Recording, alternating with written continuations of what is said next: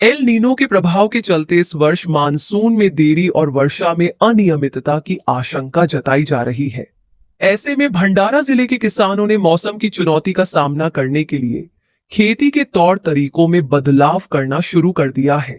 किसानों को कम पानी में धान की बेहतर खेती करने के लिए कृषि विभाग खेतों तक पहुंचकर मार्गदर्शन दे रहा है। धान उत्पादन के लिए प्रसिद्ध भंडारा जिले में रोपाई का समय नजदीक है, लेकिन एल नीनो के असर से मानसून के देर से आने और बारिश कम होने की संभावना किसानों की चिंता बढ़ा रही है। इसी को देखते हुए जिले के किसान अब पारंपरिक खेती पद्धति छोड़कर आधुनिक तकनीकों को अपना रहे हैं। कम पानी में धान की खेती के लिए डीएसआर यानी डायरेक्ट सीडेड राइस और एसआरटी जैसी तकनीकों का उपयोग किया जा रहा है, जिससे पानी की बचत के साथ बेहतर उत्पादन की उम्मीद है।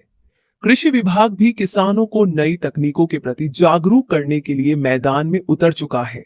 अधिकारी और कृषि विशेषज्ञ किसानों के खेतों पर पहुंचकर उन्हें बदलते मौसम के अनुसार खेती करने, जल संरक्षण और आधुनिक कृषि पद्धतियों की जानकारी दे रहे हैं।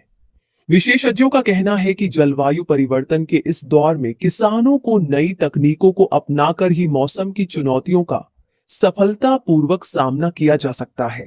कृषि विभाग का मानना है कि यदि किसान समय रहते नई तकनीकों को अपनाते हैं तो एल नीनो के प्रभाव के बावजूद फसल उत्पादन पर पड़ने वाले असर को काफी हद तक कम किया जा सकता है। भंडारा जिले में किसान बदलते मौसम की चुनौतियों के बीच नई कृषि तकनीकों के जरिए खेती को सुरक्षित और लाभकारी बनाने की दिशा में आगे बढ़ रहे हैं। अब देखना होगा कि ये प्रयास आने वाले खरीफ सीजन में कितने सफल साबित होते हैं। मी माझ्या शेतामध्ये डीएसआर पद्धतीने कृषी विभागाच्या म्हणण्यानुसार धानाची लागवड केलेली आहे।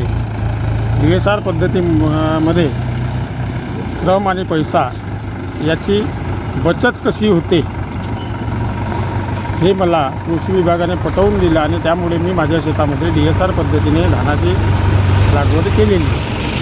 मित्रों, या ठिकाणी हा भात भंडारा जिल्हा जो आहे मुख्यत्वे करून भात उत्पादक जिल्हा आहे आणि सर्वसाधारणपणे शेतकरी हे रोवणी पद्धतीनं भाताची लागवड करतात। पहिल्यांदा बियाणं परे घालतात आणि पर्यांची वाढ झाल्यानंतर नर्सरीमध्ये तयार करून त्याचं मग लागवड त्याच्यामध्ये करतात। याला पाण्याचा खर्च, पाणी पण भरपूर लागते आणि मजुरांची फार याला गरज पडते।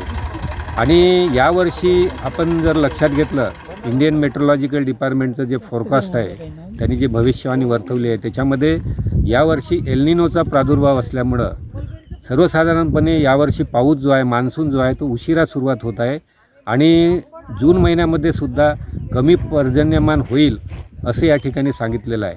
त्याच्यामुळं शेतकऱ्यांनी या बदलत्या वातावरणामध्ये जर चांगल्या प्रकारे शेती करायची असेल भात उत्पादक शेतकऱ्यांनी, तर याच्यामध्ये जर त्यांनी थेट पेरणी केली बियाण्याची तर उत्तम प्रकारे त्याला जो आता मजुरांची टंचाई येत्या काळामध्ये जी भासते आहे आणि त्याच्यामुळं तो खर्च वाढलेला आहे त्यामध्ये सुद्धा त्याला